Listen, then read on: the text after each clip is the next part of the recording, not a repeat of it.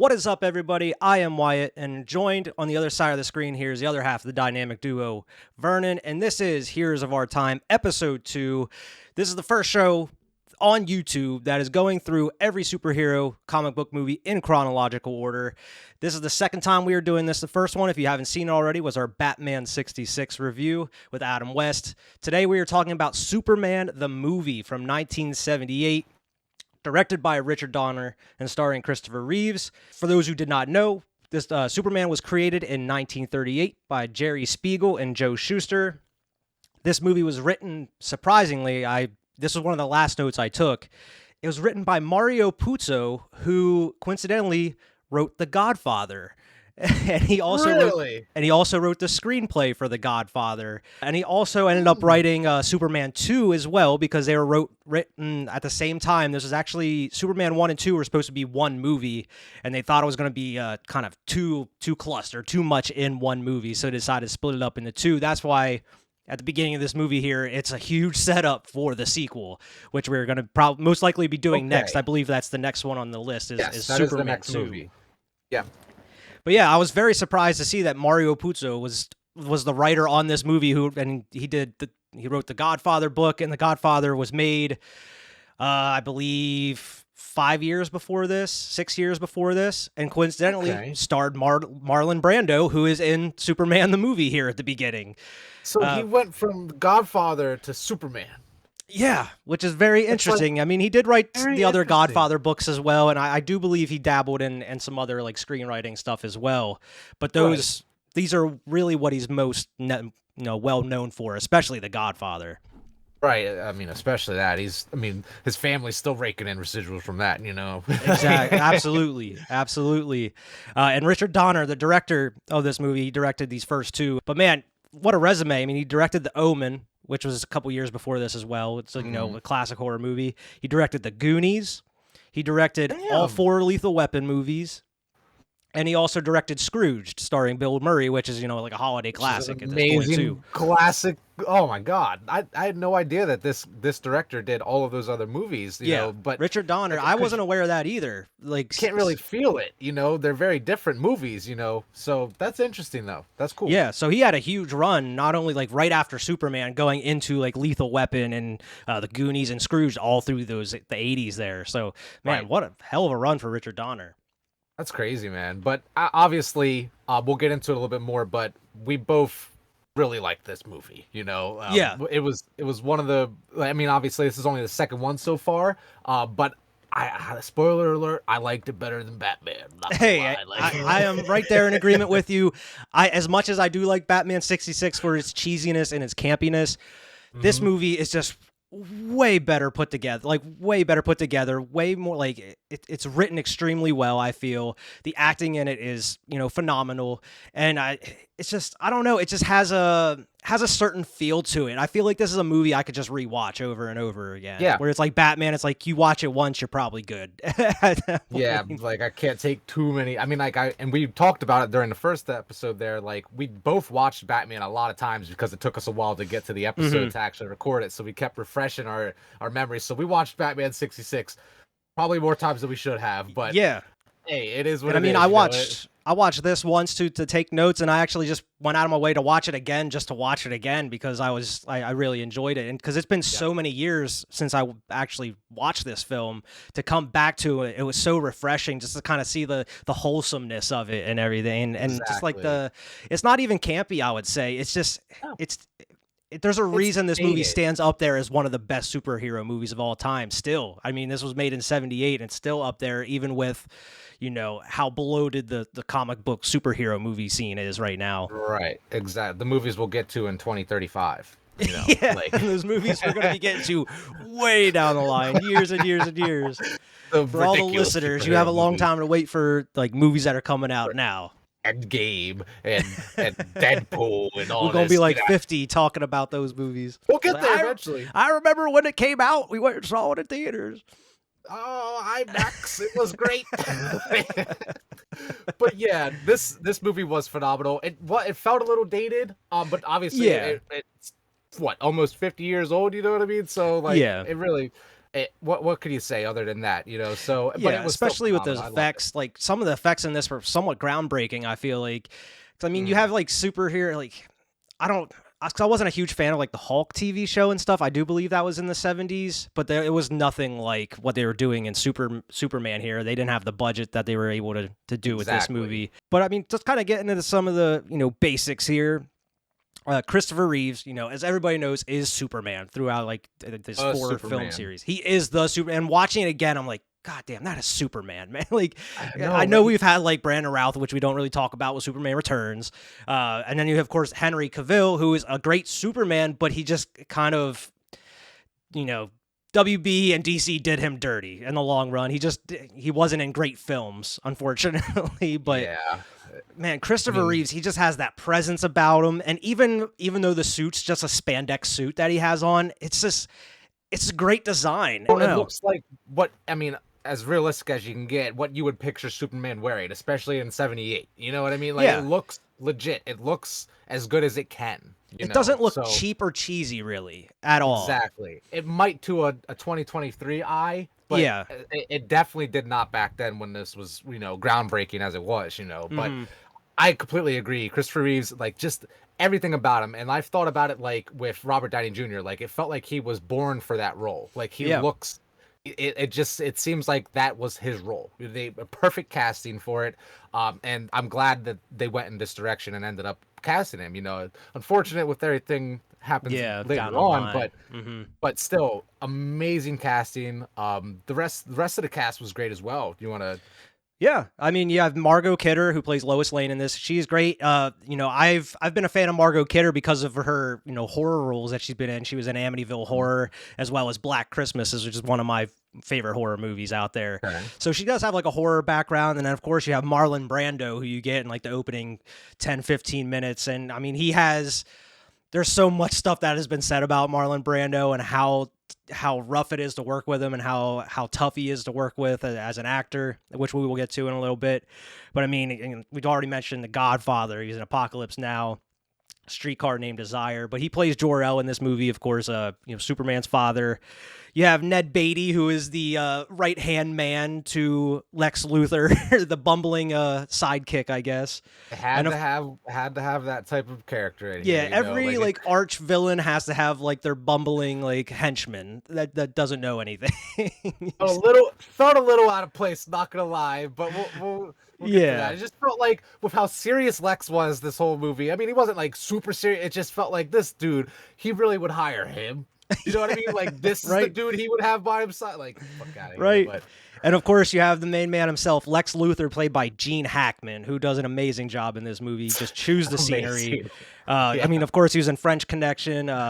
He was in the Poseidon Adventure, Young Frankenstein, and like Royal Tenenbaums. He's been in a ton of stuff. He's a huge filmography. But man, Yeah. he is definitely one of the standouts in this movie with his performance. Absolutely. I thought so as well. I thought he was great the whole time. And I was just curious of how he was going to play it. So, because like Mhm. me, this is my first time going into the movie. So I was really excited to see all of it, from start He to has finish. such like a calmness about him in a way, but his plan is so evil when you finally figure it So out what it's really supposed to sinister. be. It's so sinister, and I love. He's just so cocky, where he's like, the greatest, evil mastermind in the history of like, and it's like you don't even know what he's done up to this point to claim that crown. Like what has he done all the way up to this point to say that he's the best evil mastermind in the world or something? Like he must have been doing some diabolical shit. I believe him. Honestly, with the way that the shit unfolded, I believe him. Who knows what he was up to? But he's just like he's definitely like a comic book villain though. Like he's so subdued, but he has an evil plan and he has like the bumbling idiots around him. And he Yeah. always like makes fun of them, goes out of his way, but he always asks them for help as well, and then he expects them like they're going to fail at some He gets point, and then mad when they fail. he gets mad when they fail, and then he insults them a little bit. He's like, "I'm surrounded by idiots and nincompoops." He said he calls them nincompoops like 3 different You times in this surrounded movie. yourself with these people, bro. Like, what are you Yeah, talking like about? you have no one to blame but yourself, and you're an evil genius. Like you should know. Like You're an evil genius. evil You genius in fucking- quotation. Speaking of Gene Hackman, as everybody would notice, if you've seen this movie or if you've just seen pictures of it, Lex Luthor is not bald in this movie. He got has, hair. and it changes in every single scene that he's in, a different hair piece, because kind of reminiscent to Cesar Romero, who we talked about in Batman 66 as the Joker, where he refused to shave his mustache.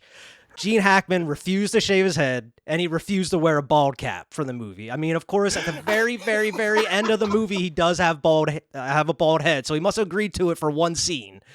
But his idea was, I'm just going to wear a different hairpiece every scene of the movie, so it gives the impression that he's bald, but he wants to just wear wigs. He doesn't want to just be bald. I feel like they could have just got away with just doing, one hairpiece or something through the majority. I thought they were being clever. I thought, because I had no idea that was the backstory behind that. I thought they were being clever and like kind of dropping a little hint that he's actually bald by him having different hair all the time. But no, that was literally him just like, no, this is what we're going to do because I'm not doing that. Yeah, exactly. Exactly. And I mean, there is a point in the movie where like you see in his lair, I think it was Ned Beatty's walking around like his bedroom, and you see like all the wigs like up on the racks, and there's one like in the bed. But yeah, that was completely Gene Hackman. He's like, nope, not gonna do it. Sorry, we gotta have to figure a way around this shit. They did. And like I said, my dumbass, I thought it was planned. I thought that was part of it. Hey, you never know. So I mean, it fooled you. It fooled a bunch of other people though. So I mean, it worked to an extent. Paul Newman, who is, of course, a huge actor, through the 60s and 70s, everything.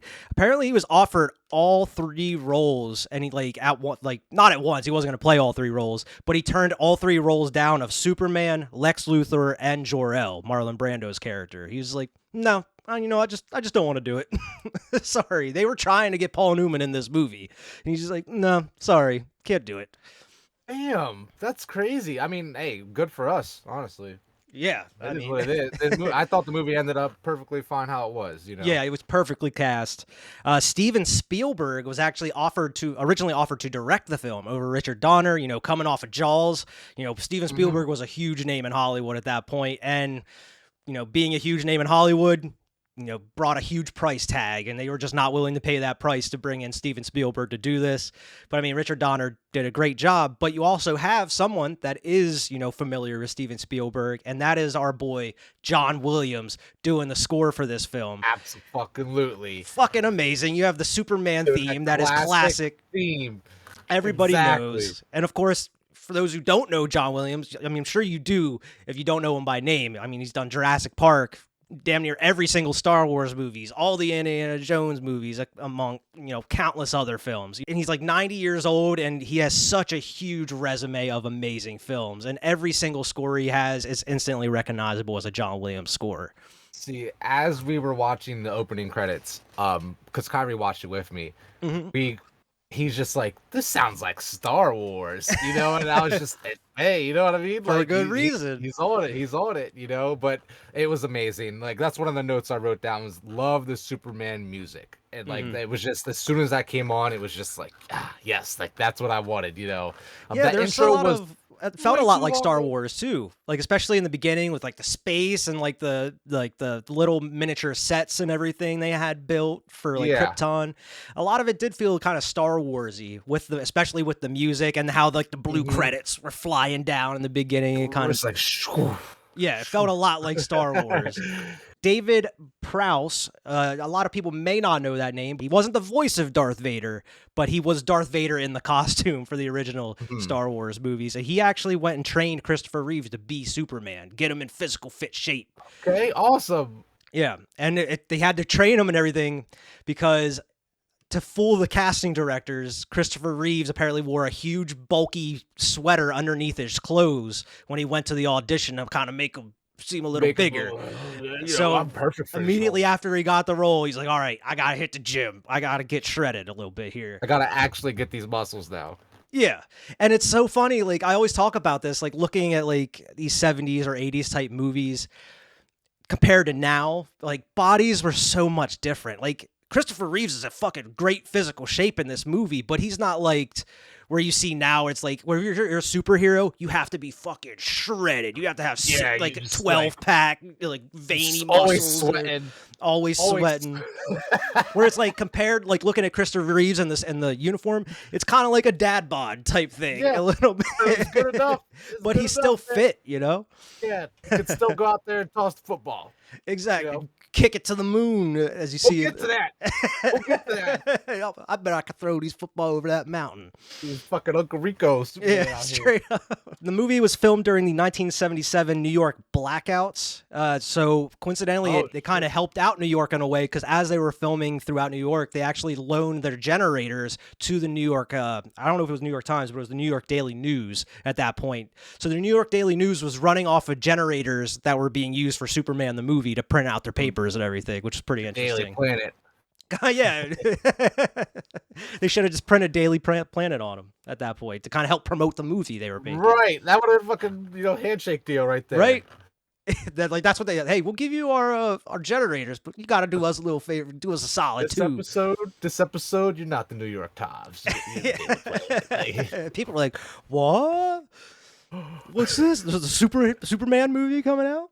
The other note I have here is the producers famously wanted this movie to be more slapsticky and more comedic. And for those, there is a director's cut out here. It's not nearly as famous as the Superman 2 Richard Donner cut, which is kind of the more recognized version of the movie. There is cut scenes from this movie that kind of insert more jokes and make it a little bit more comedic. I wouldn't say it's more slapsticky, but they do add some more jokes into there. But the producers kind of wanted to give that feeling of like a Batman 66, where like more jokey and slapsticky, and I feel like it definitely would have taken away from what makes this movie great in a way. I don't know if it would have worked if it would have been more comedic. Yeah, I think it was fine how it was. It could have even done with a few less jokes, and I still would have been happy. Yeah, I mean, I think what's in there works really well because it feels natural. It doesn't feel forced as far as comedy. It feels very natural, and it's like, for the lack of a better term, kind of like cute comedy in a way. Like it's right. Nothing. There's a couple little risque type jokes in there, but like there's nothing too harsh for kids or anything. It's not raunchy or anything like that. But there's nothing that feels forced about it either. Like a lot of it feels just natural. Yeah, exactly. I agree. I just think like I wouldn't have liked it anymore. I probably would have liked it less if it was more like Batman 66. Even though I still like that movie, this is a whole different tone, Like I just wanted it to kind of stick in its lane there, I completely agree. I do have a couple notes, but we can hit them whenever we start talking about the movie here, which we'll just hop right into. We need to start with this intro before we skip over it or anything. But well, I was going to ask you, was this the first time you watched the film? Yes. Like overall? Yes. Really? Very first time I've ever seen it. Yeah. So I was going in completely blind. I mean, like I know a lot. I know like as soon as I heard the theme, I know that's Superman's theme. You know what I mean? Like, and Christopher Reeves and everything. So like I knew a lot about the movie. I didn't really know plot or anything though. Like going in, I didn't know anything as far as like plot or what actually takes place in the movie. So that was awesome. And as you'll see, as we're talking throughout talking about the movie here, just there is a plot to it. Like there is a villainous plot, but like a majority of the movie is just like you have his origin, and then you just kind of have the setup in the middle, just like Clark Kent and like Superman. It's like a slice of life movie. Like kind of. It's like a hangout movie in a way. Like stuff happens in it, but it's very like low key for the most part. I feel like there's not a lot of too much crazy shit happening until like the very end. I completely agree with you. It did feel like it was a little bit kind of like on its own pace. Like it wasn't being pushed along by anything crazy. It was just kind of progressing on its own, All right. So everyone, here is the VHS description of Superman from 1978. The movie that tagline, the movie that makes a legend come to life. The planet Krypton is doomed. Only one man, Jor-El, knows it, and rockets his infant son to refuge on a distant world called Earth. As Jor-El's son grows to manhood, he learns he possesses superpowers he must hide from ordinary mortals around him. And so, disguised as Clark Kent, mild-mannered reporter, you know the story. But now comes Superman, the movie, and it makes us believe all over again, treating the tale not reverentially, but respectfully. This is a weird description. Director Richard Donner had a word for what he wanted. What the fuck is that?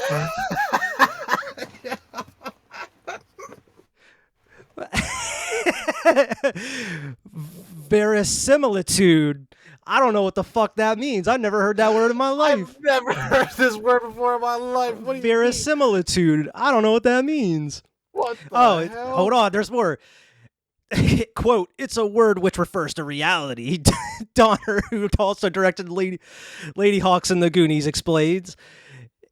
I had it printed on big signs sent to every creative department. It was a constant reminder that if we gave in to temptation and parodied Superbad, we would only be fooling ourselves. Richard Donner. All on the back of the box. That's all on the back of the VHS box. Holy shit, like, man. Bro, we just needed a plot summary of the movie. We didn't need to know what Richard Donner's word. Yeah, I had to make up a word to describe the damn thing. Fucking holy shit. But anyway, we're going. You talked about it. We might as well get it. The intro of the movie is weird because I feel like they could have just went right into, the credits and then into the, the fucking Jor-El, shtick that Marlon Brando does. But you have like the space title card. You have like a black and white curtains, and then it opens up and it's like a black and white comic, which is like the old Superman comics, explaining that it's like June 1938. A metropolis was affected by the Great Depression. The Daily Planet brought clarity and truth, and they were a symbol of hope for this city. That's pretty much the reason that the beginning is here, just explaining that the Daily Planet was a symbol of hope for the city. I guess maybe that's what Superman eventually becomes. Foreshadowing. Exactly. But at the time of the Great Depression, it was the daily paper, the Daily Planet. They were bringing them the news, the hard-hitting facts. I'm more talking about like when the music's playing. That whole part felt like it was like 10 minutes long, bro. Like I'm just sitting there like, yo, and I like check my phone. I'm like I look, it's still playing. I'm like, oh my god. Kyrie was like, this is still going on. Like it went on entirely. Are you talking about that part with the comic or like the actual credits with the space? The actual opening credits with like the space where that shit goes on like, forever, dude. It felt like it was like 10 minutes, bro, where I got through it obviously, but I was just like I was over it after 30 seconds. It kept fucking going. That was like where I was like, oh my god, man. Those credits were way too long. They could have cut them down a little bit. I mean, the movie's already 2 hours. You could have cut them credits down, gave you the important ones, the title, the director, the main cast, and that's all you needed for the opening credits. That's all you needed, and then show the rest at the very end. You don't need every single credit in the opening there. Damn, like everybody who touched the movie is represented in the opening credits, man. Like they should have just made it like the Star Wars crawl of just all the names at once instead of each individual name flying down. God, save us some time, man.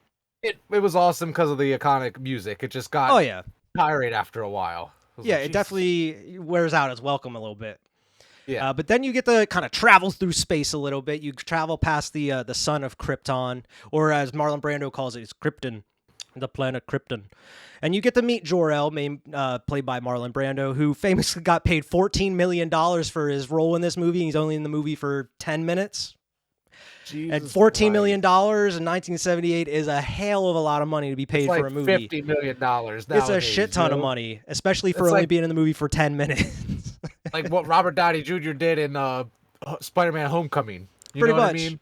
Pretty much. He showed up for like 3 scenes, got paid $50 million a piece out, Like, but that's what's up. That's what you get when you get an actor like that, And famously, as anybody that's kind of looked into Marlon Brando, this dude did not bother to memorize his lines. He said, "You know what? No, I ain't about that shit." So during the professional, I don't need to memorize lines.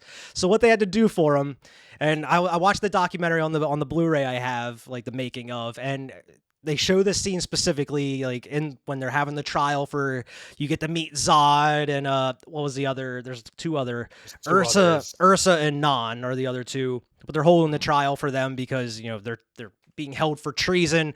Zod tried to start a revolution and overtake the power of Krypton and for himself, and he was going to be the leader. But they were filming that scene, and right over top of the camera, they had cue cards for Marlon Brando to read off of, and then later, towards the end of his scenes in the movie, when he's placing old baby Kal-El in his little ship to go off, they famously put all of his lines on the baby's diaper to read because he's looking straight down when he's talking to him. So he's reading the lines off the baby's diaper. But even, through The Godfather, there's a famous picture in The Godfather of, I forget who it was. It was Tom. The character's name is Tom. I'm blanking on the actor's name. But he has the fucking Marlon Brando's lines stapled to his chest, like taped to his clothes so he can read them off of his chest. And it made it in the movie? You could see it in the movie? No, you can't see it in the movie. It's just like a behind-the-scenes picture. But all of his lines are like across from his neck down to his waist. Okay. He's reading off of them. What? That fucking made it to the they no. But yeah, it was funny seeing him the behind the scenes of the Superman movie of just like them having cue cards. And his reason for it is because it feels more natural. You don't know the lines and you're not just kind of going through the motions.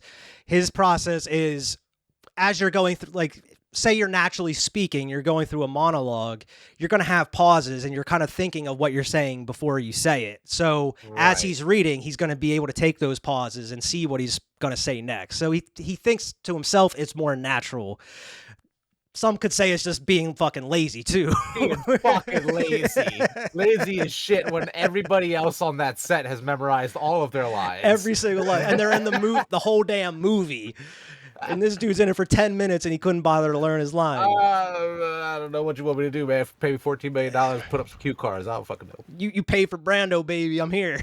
Hey, this is what you get. This is what you get. And famously, Brando is also the one that came up with the concept of having the S symbol as a family crest of like Jor-El and Kal-El and all that. It was originally going to be just Superman's symbol on his suit. That Superman stands for Superman. But Brando came up with the idea of, it's their family crest. That's why he wears it at the beginning too on his suit. It's not awesome. Just Superman. I didn't know that he came up with that little idea. You know what I mean? That's pretty cool. Awesome. Yeah, I thought that was so. I guess kind of paid for it a little bit. Like the 14 mil went to something else a little bit. Like, it was kind of a good idea, man. We'll incorporate that going forward, I guess. Consider it like R&D. You know what I mean? Like, he's like, don't worry, I'm not going to charge you extra for that. You can keep that idea. Keep that one. But yeah, Jor-El accused Zod and team of treason because they want violence and destruction. They want to establish a new order. Zod as the leader. They are unanimously found guilty, and I love that, like the way that it's shot. I mean, first you have that zoom in of like it looks like the fucking crystal planet. Krypton looks so weird; it's all crystally and white and shit. And then you gotta dive in, and it's like all black in that court, and the weird like dark faces. It reminds me of like V for Vendetta, the dude's like face projected up on that screen. But they're like guilty, and then he's like, well, it's up to you now, Brando. Like, you're the one that's going to be putting me to death then, or you can join us. Or you can kind of be by my side. We could take the plan over together. Like, nope, I'm good, man. What is that zone that he sends him in? The Phantom Zone. Yeah. Phantom Zone. I thought so. I just didn't want to get it wrong because they're in prison in the Phantom Zone, which it's like a never-ending like death or something. I forget what that. I think that's what they called it in the movie. It looked ridiculous, and I know I've heard about it in more recent things. So like I knew of it, but I didn't. I knew that was their take of it. But it was interesting seeing it like kind of fly in and just kind of like up against the glass. Capture them and then fly on out. But like anybody that's like read comics and shit is like, oh shit, that's General Zod. I wonder what this is setting up for. And you expect it like I imagine watching this for the first time. You're like, all right, Zod's gonna come back, be the big bad of the movie or whatever. Nope, you don't see Zod again for the rest of the movie. I was genuinely confused when the movie ended. I was like, what was the entire beginning about? Where was Zod? Other than the planet blowing up and him flying off, and like, just side note, I know this technically came first, but this and Dragon Ball Z are the exact same origin stories. The exact same. Kakarot, because he's pretty much Superman. Yeah. They're the exact same people, okay? That's just Japanese, and this is American. That is the only difference. Same stories. So if you like Superman, you like Dragon Ball Z. That's all we say. That's what you tell me. Makes sense to me. That's I've said my piece, and I feel better now. I just wanted to make sure I said in this podcast that this and Dragon Ball Z are the exact fucking same. Not necessarily even this, just Superman and Dragon Yeah, Ball Z are the the exact the fucking origin same. story. The origin stories. And like I But said, I know Superman came first. yeah, I mean, well, like I said, developed in like the 30s, Yeah, exactly. way earlier. But yeah, I mean, for those, I would have been super confused as well watching it for the first time in theaters when it came out. Like at the end, like what happened to the dude at the beginning? They got banished. Like, but no, you What was gotta wait that for about? the sequel for that one though. If That's you all want right. that resolved. And I love the whole thing. He's like, "You will kneel before me. Like I will make you kneel. I'll be back." And it's like, dude, you're in no position to be making threats right now. You're Yeah. in those You spinning must hula touch hoops those. that are spinning around. That shit was cool. It was just, I was wondering how they were doing that. Like, if that was practical or not. Like, that I shit don't was think cool, so. man. It But looked yeah, interesting. you ain't getting out of that Phantom Zone anytime soon, buddy. They send them off into the Phantom Zone, but they have other troubles they have to worry about. Well, Jor-El's the only one worried about. He He's the only one that gives a shit. only one gives a shit. But you go into the next scene, so they must have been dressed in black for their, their trial and everything. Because for the rest of here, they have these dope ass like fluorescent, like look like tinfoil suits, but they're bright white, dude. I wrote dope glowing suits down. So I'm They're so awesome. glad you said that. And they're They fully were fucking practical awesome. too. They weren't like done with effects afterwards. They're practical. Like they put lights on these suits to make them look like they're just bright.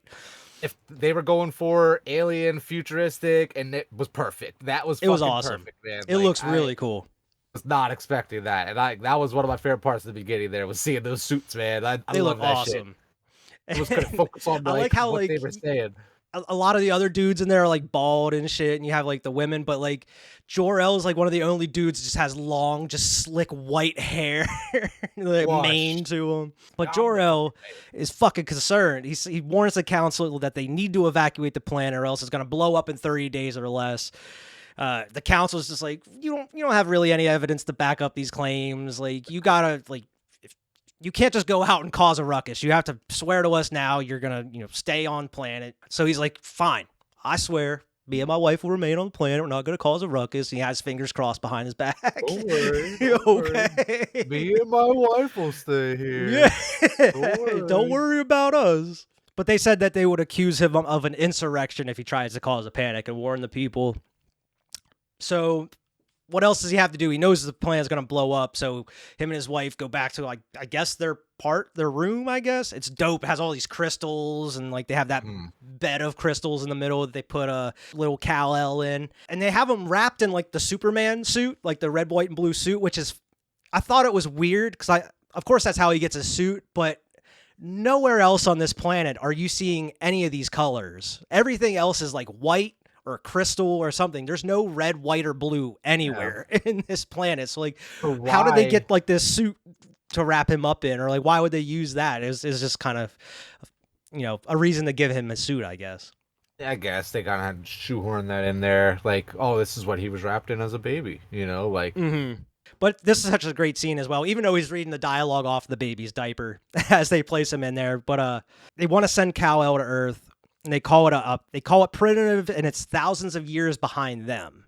So they're calling it primitive. He also warns him of the differences, and he's like, you will not be alone. You will never be alone. I will be there to guide you along the way.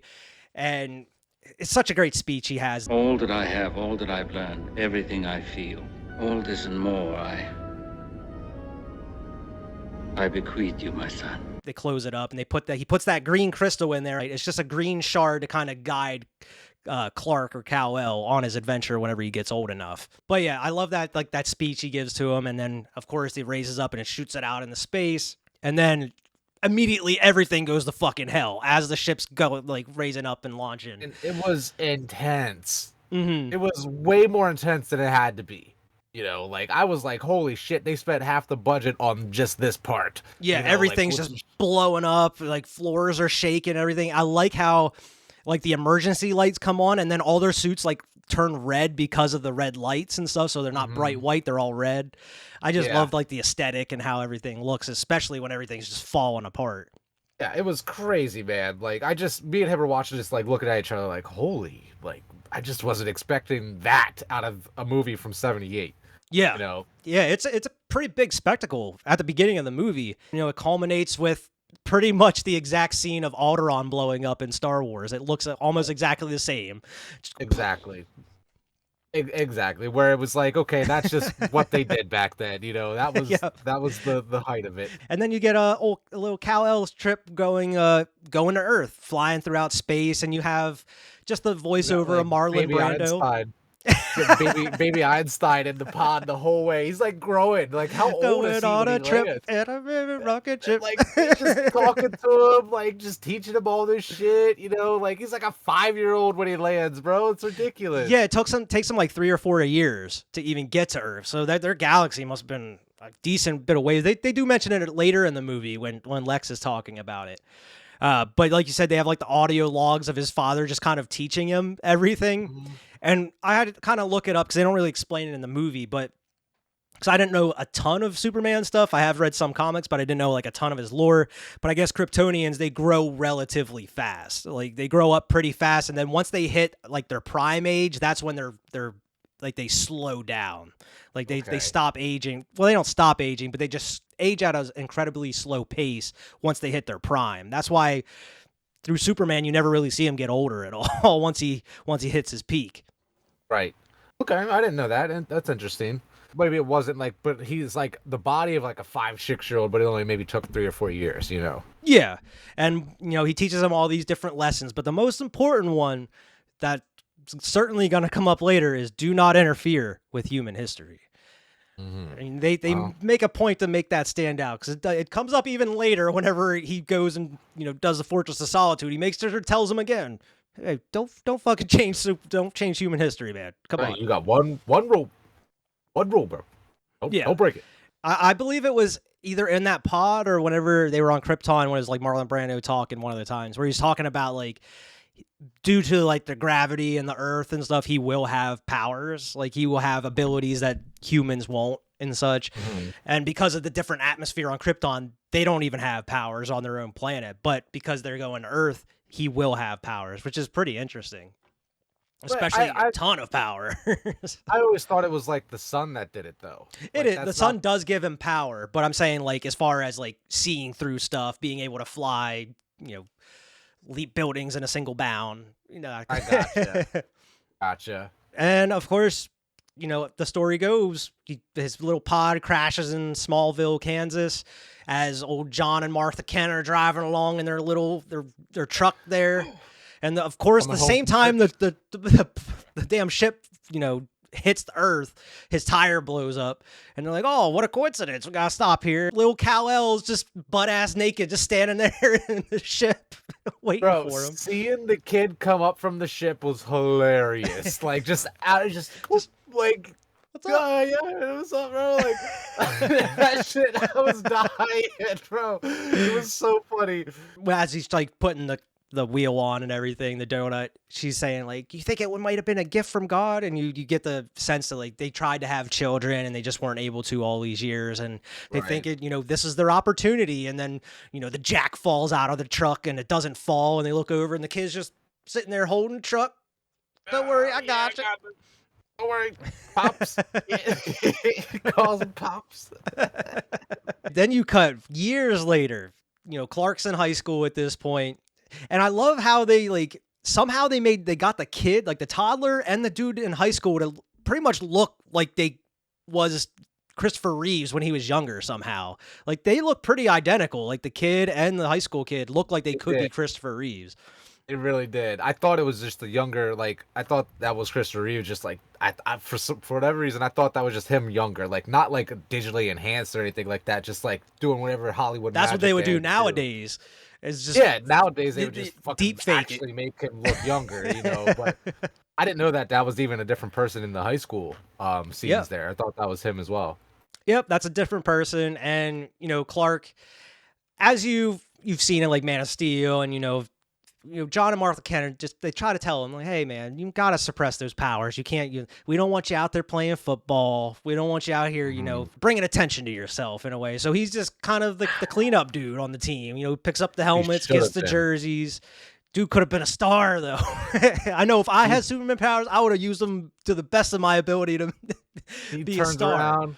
and punts that football to the fucking moon, bro. Yeah. Well, And that girl comes like, up and she's like, "Hey, Clark, you want to come back? We're gonna go listen to some records, man. You want to come hang out?" And the dude's like, "No, he's got some stuff to do. Come on, babe." And Clark's like, "Man, fuck this!" Kicks that ball to the moon. shit just flies off. He could have been all pro, dude. He could have been all pro. Could have been all pro. That's what I'm saying. I would have been a football star or something, man, if I had them powers. You got to learn to reel them in. You can't just go full force. You can go Could still be out fast. there like LeBron James or something, you know Exactly. what I mean? Like, so, come on, You gotta learn to like do it kind of believably. like The appearance of superhuman. the movie The Incredibles. Do you remember the movie The Incredibles when Dash is doing his relay races? They're Yeah. just like, no, go, no. Exactly, like that. He's gonna slow down, like, And he's like, what? He's they're looking like, at him. second. They're like, go for second, and he gets second place. Like, yeah, cool. Like, you know what I mean? Like, it is what it is, man. Exactly. I'm glad you brought that up. Afterwards, he's like, "You know what? Fuck this," and he's just fucking takes off, and he's like, "I'm gonna race back." And the running looks so awkward how it's done. Like it looks like he's like kind of constantly tripping over himself while he's running. But he's like running alongside that train as it's going down. And in the deleted scene on the train, there's that little girl that looks out the window and sees him. But further in the deleted scene, you find out that's Lois Lane as a kid, and she sees fucking Superman just running by the train. Shit. Why would they cut They didn't leave out? that in the movie though. So that's decent exposition. I need to know that. Like, you know what I mean? Like, God.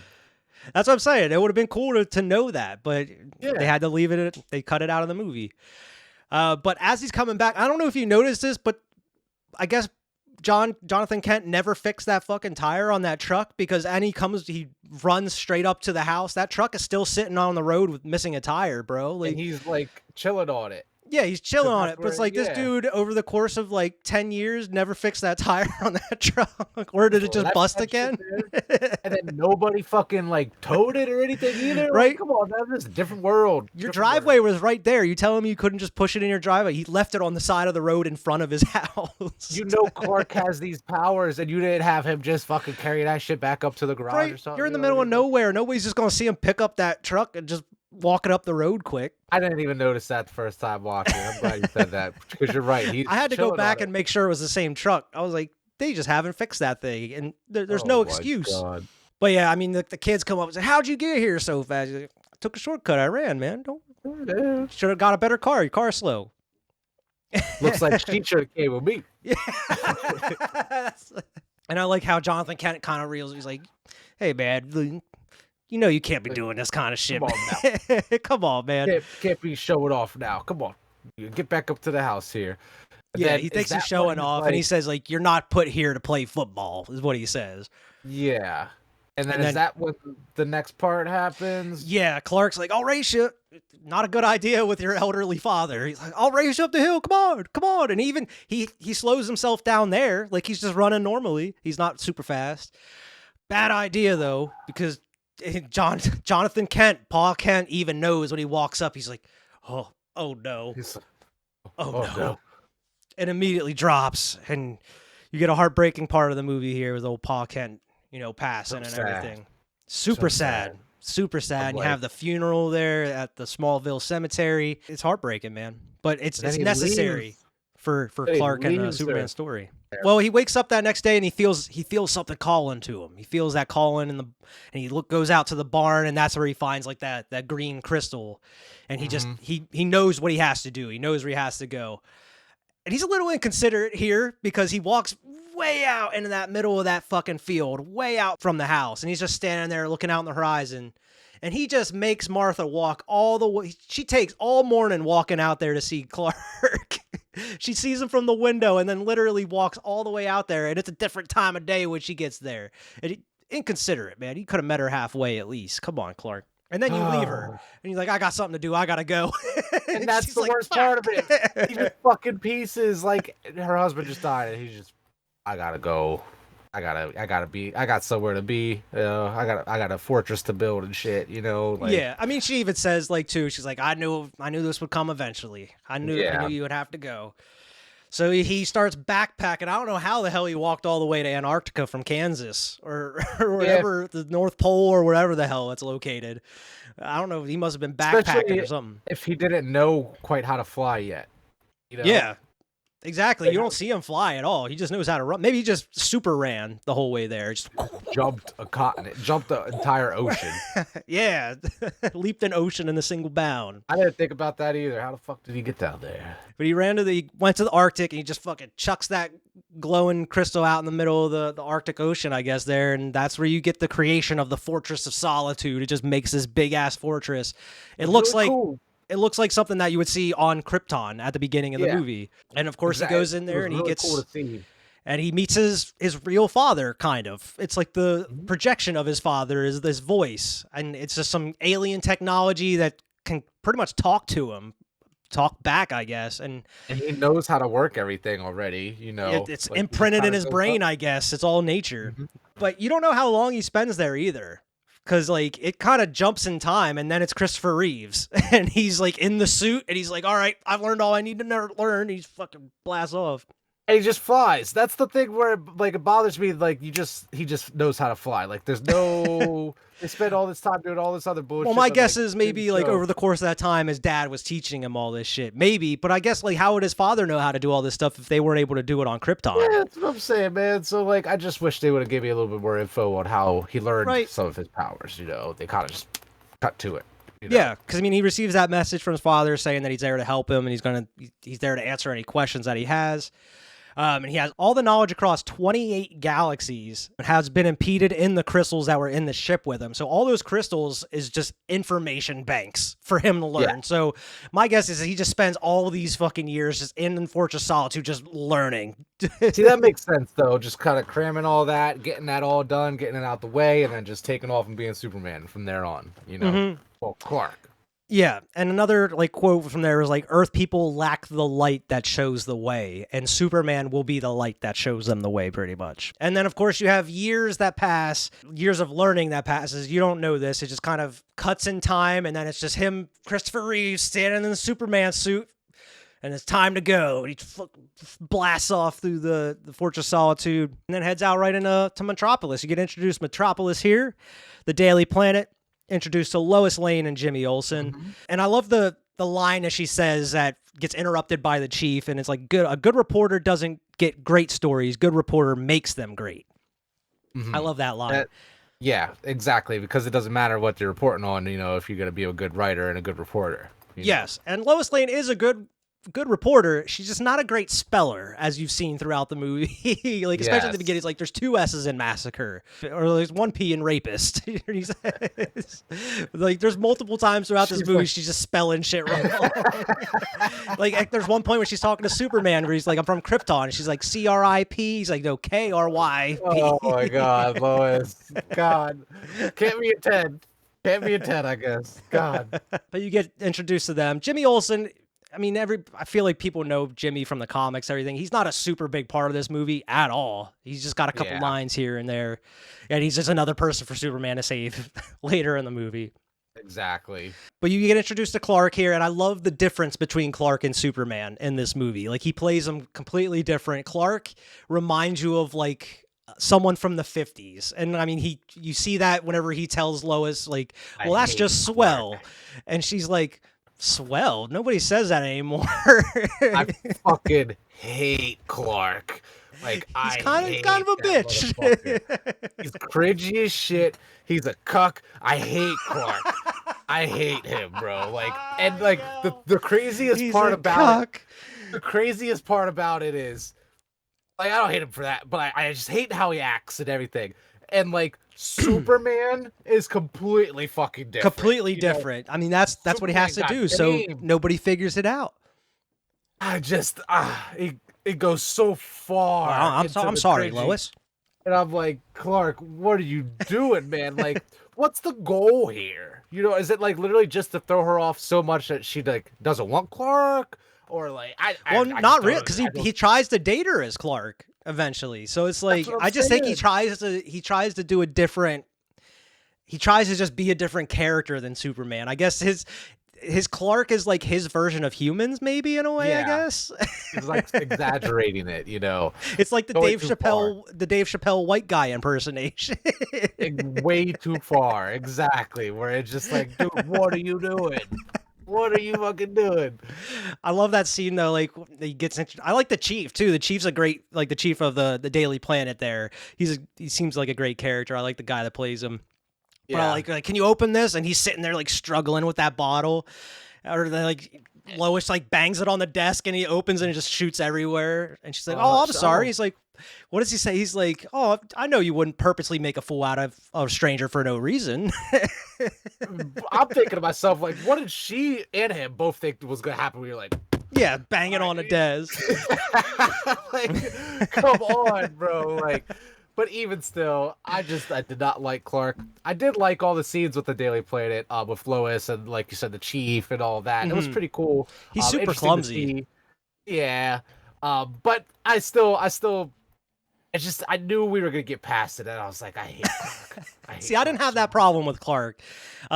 He's just very he's very clumsy. Like as he's walking through the reporting area, like all the desks and stuff, he's just constantly bumping into people. He's holding on to his stuff. I like the chief's reaction. He's like, "We brought him on. He's one of the fastest typers I've ever seen."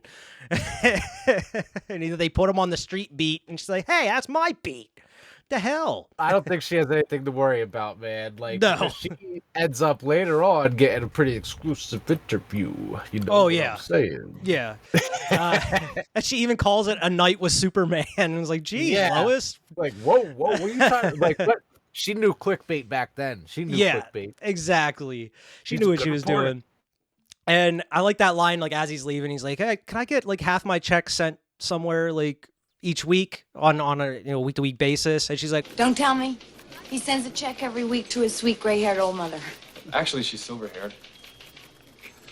You're actually telling the truth? But yeah, that's like he's super clumsy. They're walking out of the Daily Planet there. He's bumping into the little turnstile there. He gets stuck in the door with her and everything. She's like, "What'd you think of your first day?" He's like, "Oh, it's a little longer than expected, but I thought it was just swell." She's like, "Oh, geez, Clark, you're such a dork." I hate him. I hate this guy. I was so ready for Superman to be back. I was just so ready for it. And then you don't get him for a minute. You don't get Superman for a minute in this movie here. But then when you see Superman putting down the game later on, it even made me more upset that I was watching Clark. Like I was just bring like, Superman back. Bring Superman back. You have this in you. What the fuck are you doing? You know what I mean? It just it just irritated me so bad.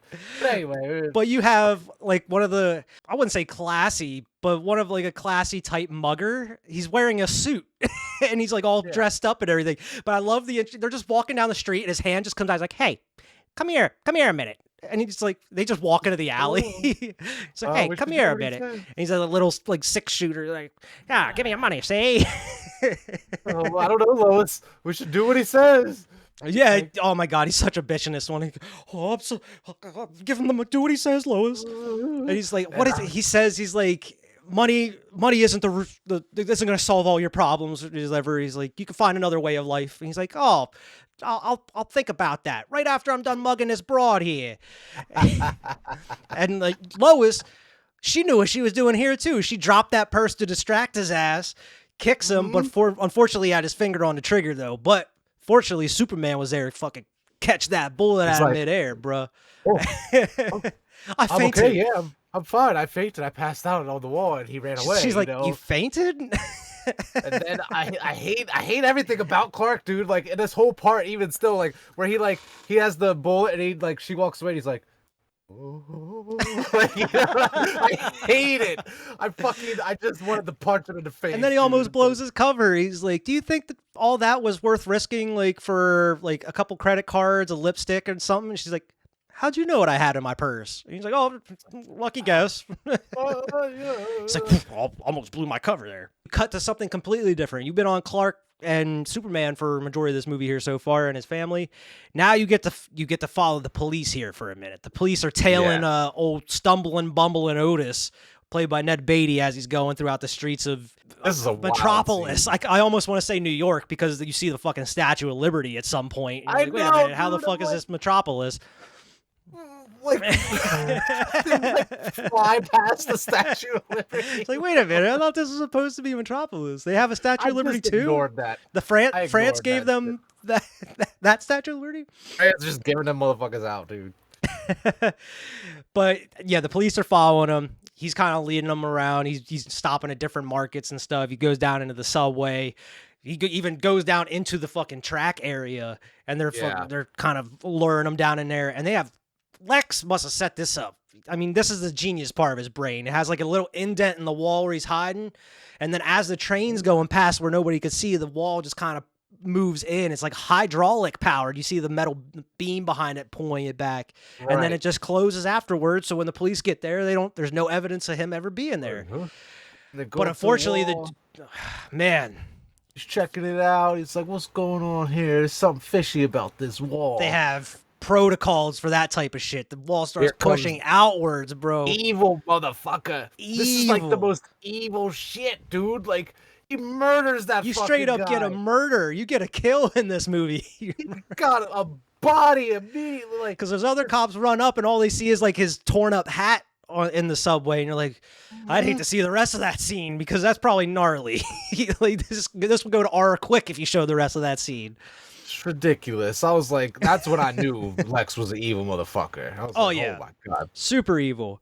But you get probably one of the fucking coolest villain hideouts in a movie, and it's like this like not even it's like a train station, like Grand Central Station type shit. Yeah, he like hijacked part of the station where like underground, the marble and everything. He filled like one area up with water, so it's just a huge ass pool. There's like he set up a scene with like huge TV screens, and it's like a tropical area. It's a dope setup. Like, she like his girlfriend kind of makes it sound bad too. I was like, that's a dope setup you have. Like, obviously it's not street level, but come on, it's a dope setup. And he's talking about like how much it cost and all that, and like you know how much these maniacs are paying up there, you know, 400 feet above us, or blah blah blah, and all that. Like, because he's like, you know what people would pay to have like a apartment on like what does he say, Central Ave? And she's like, yeah, Central Ave, we're 200 feet below. And she's like, do you realize the location we have here? Do you realize how good we have it? And that's his girlfriend Eve, played by Valerie Perrine. And she's great. I mean, she's smoking in this movie. Yeah. But he like goes off talking about he's the criminal mastermind. He's a genius, you know, tooting his own horn a bit, coming up with his latest, what he calls the crime of the century. And it involves real estate for some reason. You don't really know why as of yet. And it's a pretty good plan. And like I mentioned before, I love that scene. Like the line he says, he's like, "Why, it's the most brilliantly diabolical leader of our time, surrounding himself with total nincompoops." I'm back, Mr. Luthor. Yes, I was just talking about you. See, even he knows. He realizes, like, why am I doing this? What the fuck? You know? Yeah. And then Otis comes in, and he's like, "You were followed again." And he's like, knocks the lamp over, and he's like, must have been those cat-like reflexes you have. He's such a smart ass, and that's where like the humor comes from, because even that part he's like funny. He's like, my paper? He's like, why am I not reading it right now? He's like, so I haven't handed it to you yet? And he's like, yeah, give me the fucking give me the paper. Motherfucker. Come on. Give it to me, come on. He is a smart ass, and I'd love it. Lex was probably my favorite character, man, in the whole movie. But yeah, that's where you just kind of get introduced to the villain. You get that he has a plan, an evil plan going involving real estate. You just don't find out what it is for a majority of the movie here. You don't find out until way later in the movie. Yeah. You cut back to like the Daily Planet and all that. Clark is trying to ask Lois out, but she's too busy with work. She's just kind of running around doing her own thing. He's like I mentioned, he's so unaware of his surroundings and kind of clumsy. He walks straight into the women's room with her. She's like, Clark, come on. Like, women. Come on now. It's like, sorry. She ends up having to go. She's like going on she's reporting somewhere, and she has to get like on a helicopter to go somewhere. But that's where, you know, one of the first huge set like action pieces of the movie is here. And it's just a weird string of events that happen. She gets on the Daily Planet helicopter, and that cable on the helipad is just shaking loose, and then the metal brackets break, and it like wraps itself He has the around the worst landing luck. gear of the helicopter, which as they try to take off, it just fucking yanks them all around. And you would think you could just sit the bird down when you find out you're attached to something. But no, that dude's just like, I don't know what's going on. Oh, shit. Hits the helipad and knocks his ass out. So he's just slumped the whole time. The helicopter's over the railing on Lois's side. So her door's open and she's just looking straight down at the ground below off of a skyscraper, screaming her head off. And then, Clark comes out the bottom of the building. He sees all the ruckus and the commotion going on. He's like, oh shit, someone's in trouble. He sees Lois's shoe falls out and hits the concrete. And I love this part. He runs up to the phone booth. And it's too he's just short. like- It's like a half a phone booth. He's like, ah. Like, I love that. I love that fucking little, like, I'm glad they left that in the movie. They didn't cut that shit out. You know what I mean? And then he goes to like the revolving door and it just, yeah. and you even have the dude like, man, those are some nice threads, man. Lois falls out and then you get, he ends up catching her midair that, saves her. And I love that line too. She's like, don't worry, I have you. And she's like, you have me? Who has you? Like, just looking around like, that's a classic line. Classic. And then the fucking helicopter drops down. No problem. He catches it with one hand, bro. Shit. Shit. Gently sits it down on the helipad. Everything's good. Don't worry about it. That's like the world's first like introduction to Superman, more or less. Like the first time they're really seeing him in action. And I love where he's like, don't let it discourage you. He's like, statistically, flying is still the safest way to travel. And she's like, who are you? He's like, a friend. He flies off. Flies off. And this is where you just get pretty much a montage of him just flying around the city, stopping crimes as Superman for a minute. Being Superman, Being Superman, yeah. Doing the things that he was put on this planet to do.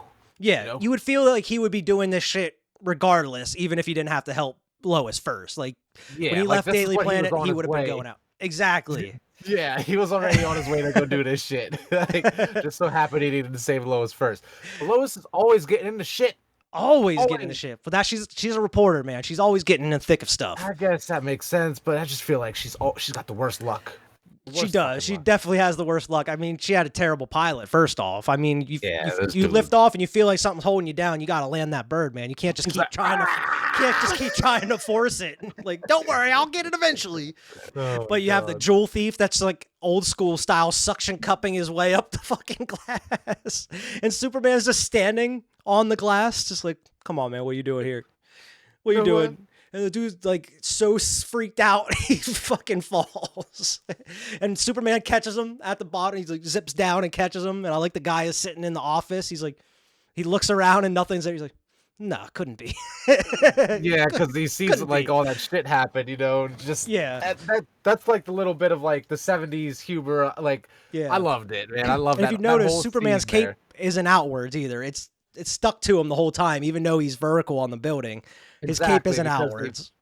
Filmed it, I mean? They filmed it like straight up. And then you have the armed robbers that are getting away from the cops and they're having that shootout in the car. They get on the boat, driving out in the middle of the river, I guess, there in Metropolis. Dude just flies right out.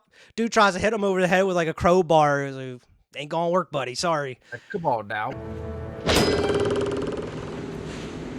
Bad vibrations? It's a cheesy line, Superman. So cheesy, but that's what I expected. Yeah. But he leaves. He doesn't just take the people back to the police station. He drops the whole damn boat in the middle of the street with the criminals He's there. like, here. And then you have a small little thing, not even a crime. He just goes and grabs a cat from the tree for the little girl, like a fireman would. Superman has time for everyone. Everybody. He's faster than a speeding bullet. And I was surprised they didn't do those lines in the movie. He's faster than a speeding bullet. Especially being the old movie that it is, like that's the type of like the lines that we would get, the classic cheesy lines, things like that, A little disappointed on that, but that's okay, like I said, it seemed like they were trying to take a more serious tone with things anyway, Yeah, definitely. You also have the lightning that strikes the plane and it takes one of the engines out. And they're like, oh shit, we're going down. And then the dude looks over and Superman's just kind of acting as the engine. I would feel like it would be easier for him to actually like grab the plane and just kind of glide it down, holding it with one hand. fucking engine, like, and help. Like, And the pilot looks out and he's like, looks back and he's like, what do you see out there? He's like, I fly, can tell you, just fly. you won't believe me. Just try.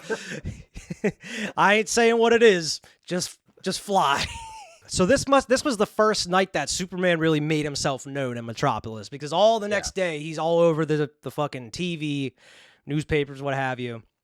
Luthor is now aware of Superman because he's just chilling in his pool, and they have him on the TV talking, and they have the reports of Superman going around saving everybody. Otis brings up the question. He's like, "Do you think it was just like in passing, like that Superman's here, like he was passing through and he's just stopped by Earth?" He's like, Not on your life, which I would gladly sacrifice, by the way, for the opportunity of destroying everything that he represents. And Otis, by the way, the next time, put my robe on after I'm out of the pool. Yeah, because I noticed that too. He's wearing that shit. It's getting all wet. I'm like, yo, what the fuck is brings him going his on, robe man? down into the water and he puts it on. He's like, "Put my robe on me after we're out of the water." And he looks down. He's like, Oh my god, dude, that fucking dude. Those two together, I was, like I said, I didn't like Clark, and I didn't like his little side buddy, Lex's little side buddy. It just felt like, God, like maybe it's just how old the movie is, but I just wasn't feeling it, man. Yeah, but Lex sees this as a challenge because, like, what the quote that he says in this one, he's like, "The crime of the century deserves the challenge of the century," and then he knows that he's not from this world. So I mean, even before that, the article that Lois writes later comes out, he knows that there's something special about Superman. He's not from here, and he knows, like, I'm gonna be the one to take him down. And is that when he starts doing research on, like, where he's Not yet. from? That's after the article comes out that Lois releases. This is like whenever they're seeing the news on the TV and everything. This is also where you see like where Otis is walking around Lex's bedroom, and that's where you see like all the wigs on the stands and stuff and everything. Exactly. And that's where like Lex is out there swimming with his little swimming cap on in the water. He's like such a like evil villain, but he's like so low key. He's just swimming, just talking. He's all talk right now. He's like, "I got evil. I'm a genius. I'm evil, but like I'll get to it eventually." So I'm just kind of chilling right now. I'm just chilling. Like, this just kind of threw a wrench in my plan. The Superman person. Let it unfold. Like we mentioned, since that's on the news, it's in all the papers now. The chief editor is kind of pissed off. He's like, "I want Superman connected to the Daily Planet. I like Frank and beans, peanut butter and jelly, death and taxes." But he's pissed they don't have any info on him. Lois gets that note. Your place, 8:00. It's a date. You don't know if it's from Superman. I guess it's from Clark, because Clark's like, looking around, making sure she got the note. She's like, "Is this Superman? Is this the man himself?" Like, and this is one of my favorite parts of the movie. Whenever the interview happens, and I like the line the chief says though is like, "You need to get the single most important interview since God talked to Moses." I mean, is he wrong though? Is he really not wrong? He's not. What would be the most important interview? Alien coming to motherfucking Earth, you know what I mean? Flying around, saving people with super strength and shit. Shit, he's got a point. I agree with him. But yeah, she gets that note and it says like your place at 8 or whatever. And I, like you said, I love this scene, even though like there's not much to it. There's no action or anything. But I just love the dialogue, and man, the chemistry between Christopher Reeve and Margot Kidder is phenomenal. And to see her acting like all kind of like flustered and stuff like Clark is, like it's a whole different dynamic there. And then seeing Clark with the game, I'm telling you, like, Clark got, Superman got game. Superman putting some moves on. Superman was putting the moves on, and like Superman's the type to open a text and leave you on red. You know what I mean? Like, and you could tell Lois was thirsty too. Lois was all about it when she saw him. Clark knew that she was thirsty. He was playing right into it. You want to fucking take a little trip? She's like asking him the questions, like, "How old are you?" And he's like, 20 to 25. Like, given that the range is so that nobody can really pinpoint who he is. And she even lets it slip. She's like, "How big are you?" And she's like, how tall are you? And how big are you? How tall are you? About 6'4". And I was like, "Whoa, Lois, hold on." Whoa, I didn't even catch that. Dude. He's like, And then she even asks him, like, "Are your bodily functions normal?" And he's like, "Excuse me?" I do remember that part. And she's like, do you eat?" And he's like, yeah, I eat when I'm hungry. Yeah, I eat when I'm hungry. When And I'm it's hungry. like, I'm hungry right now. But I like you get to some of his power, like at least one of his powers in that scene, because she lights up that cigarette and I forget what the line he says, like, oh, smoking's bad for you or whatever, Superman, And he two just- shoes. And she's Yeah. like, oh, let me guess, lung cancer. And then he sees like x-rays and sees her lungs. And she's like, not yet. Not yet. Fortunately, like, we're good. And she asks him like, what color her? He's like, Yeah. so you could see. She through asks my him about clothes. it. You can see through stuff, right? And he's like, yeah. And she's like, what color underwear am I wearing? He's like, I can't see, right? She's like, is this flower pot lead? And she's like, yeah. And he's like, oh, I can't see through lead or whatever. Oh, 'cause she says like, oh, did I embarrass you? And he's like, no, I'm good. And then when she backs away from the planter, he's like, pink. And she's like, what? And he's like, She's like, pink. And she's like, oh, did I embarrass you, Lois? He's playing that game right back. side note, I think that's a pretty lame disadvantage to have if you're Superman. Like you can't see through lead of all fucking things. Out of all like, things. I know that shit is like, stops x-rays and all that shit, but I just feel like you could do so much other fucking shit. Like we'll get to what he does at the end of the fucking movie, but you can't see through lead. You can't see dude. through Like, lead. But that plays an important role eventually too. It does. He does. But also, And when you're watching this, you're also like, all right, you may be revealing a little bit too much information here, Superman. but the lead thing's also a breadcrumb, so maybe he kind of like, not that he did it on purpose, but like, it's a good thing that he knows that disadvantage, because if others know that disadvantage is one that he has, you'll see later on in the movie. You know what I mean? Like, it's just, I kind of like that, how it does. I like how it wasn't pointless. Yeah. Other than the panties thing, you know what I mean? Like, Yeah, that was just there for some slick moves type shit. Are you feeling it, Mr. Krabs? Well, I mean, like, first off, she's wearing like a nightgown to an interview. She knew what she was doing. She knew she was meeting somebody at 8, and she chose to wear like that nightgown. Like, come on. That's what I was thinking. Like, she in her head, 110% was already thinking it was Superman, and prayed for Superman. She has a nice ass crib though too. That porch is huge and got plants all over and stuff. It's nice.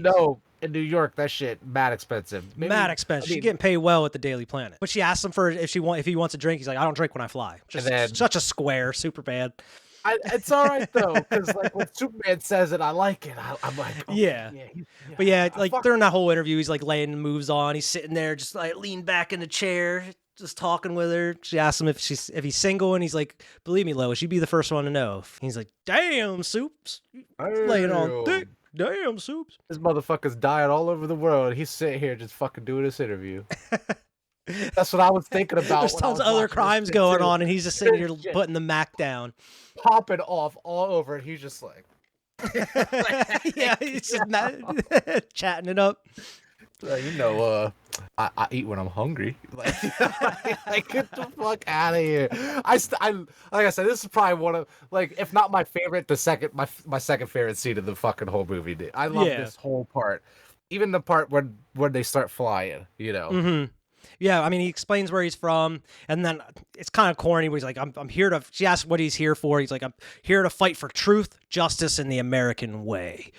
Yeah, and she's like, "Oh, that can't be true," or whatever. He's like, "I never lie, Lois." He's like, "Damn, Soups, you're perfect. You're the perfect man, I guess." It's just so crazy. It's just like, and the American way, and the American way, not for humanity. Not for humankind, like mankind, just the American way. The American way. Like there's no other place on Earth other than just America. Like he doesn't go. Like, does he not fly to Europe to save? Like he doesn't go to Africa. He doesn't go. He just to takes China, care of the U.S. Man. That's his jurisdiction. American. If there's a world war, is he on our side? I'm hoping. Is that what? I would assume so. You don't even need the army, bro. You just send Superman. Yeah. Send Soups. He's fucking fine, But I got questions around this part here, because he does take her for a ride, and they should have just, I mean, this was way ahead of time, but I could just easily insert a whole new world from Aladdin. A whole new world. Don't you dare close your eyes. Because it's like damn near the same exact scene of just them flying over the city landscape and the Statue of Liberty. Flying? That was the question I have. Does Superman just give the power of flight to anybody he touches while he's flying? Because she's literally like straight out vertical with him, dude. Like if your arm's out on the screen, I don't know if it'll look like this on the thing, but put your arm out. Yeah. It looks like, like that's that. how they're flying. Like not Superman carrying her, or yeah, he's not holding her. They're just like fly, like she can fly too. She's not dangling by his arm. She's flying with him, like it's Peter Pan or some shit. And then he drops her. Well, yeah, their fingers slip, and as soon as she doesn't touch him, that's when she drops. So it's like completely on purpose. He did that 1,000% on purpose, just to boost. Like this, just game, bro. Like that's part of the fuck, bro. I didn't think about it until now. It's the implication. It's the implication. Superman played this shit like fucking Dennis, bro. It's the implication of danger. That something bad could happen at any time. Oh my god. Did Superman just Dennis system this Lois Lane? He demonstrated his value to her? Demonstrate value. Separate entirely. That's what he's good. Because it's the implication. Oh my god. That shit is hilarious. I never even fucking thought about that. But he definitely dropped her on purpose. Then he catches her. Everything's all good. And then you hear, this is the first time this happens in the movie other than like Marlon Brando's shit. You hear Lois's like thoughts, like inner monologue, and this doesn't happen again, like really at all throughout the course of the movie. And she's like, can he read my mind? Like talking about like we could belong together or whatever, and then it sounds like a poem because it starts like with "Can he read my mind?" and then it goes through all this, and then the last line is "Can he read my mind again?" I liked it. I liked it too. It just kind of feels out of place because there's nothing else really like that other than like the Marlon Brando shit, but that's there because he's listening to like the audio like recordings and shit of them. I completely agree with you. It definitely felt out of place for like the movie. But for it also makes you think. Is he reading her mind? Is that why you're hearing it? I didn't know. Does Superman have the power to read minds? Because I didn't know that was a thing. He kept that on the low. He's like, yeah, I can read your mind. We belong together. It's like, I'm going to send you back to that Clark, though. Yeah, that Clark. And you gotta be dumb, bro, like to not know that Superman is Clark Kent. Like, it's like that meme where it's like you take the glasses off. Like, oh my god, it's Superman. But I like after seeing Superman with so much game in this scene, it made me respect like that's like the evolution. What he has to do. At first, I hated Clark, and then afterwards I just realized what was going on. I'm like, okay, like I already knew what was going on, but like seeing, okay, Superman does have that dog in him, okay. He just suppressing it right now, trying to does have that dog in him. He does have that dog in him. So like it made me more accepting of Clark and his behavior, if that makes any sense. Oh yeah. Absolutely. Absolutely. I respect the game. Game respects game, man. But he drops her off and doesn't even stay, bro. He's just like, peace. I'll see you later. See you later. Separate entirely. And then as soon as he pieces out, that's when she comes up with like the Superman name. She comes up with the actual name of Superman. Knock at the door. You got Clark waiting. Like he just zips around, flies up to her stairwell. And he's just like, where he's got like flowers or something, right? Like, doesn't he have something? Because like, I think so. That was who gave her the note, really? Like with Clark. So he shows up for their date. He asks her if she's been drinking because she's just like, her mind is completely somewhere else. It's not on Clark whatsoever. And when she goes back to change to get ready and everything, like, man, he's fighting with himself. Like he's known Lois for like who knows how long now, and he's debating with himself on telling her. He's like, Lois, and he straightens himself up. And he's like, I have something to tell you. And then she comes out. He just kind of like goes back into like the nerdy thing again. He's like, I shouldn't tell her. He knows. He's like, he knows that he could.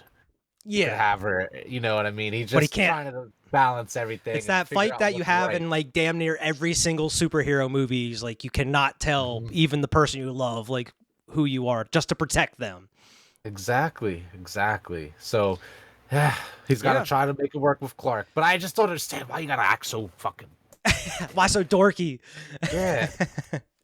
But yeah, the next day you get the article, My Night with Superman, when that was interesting saw headline.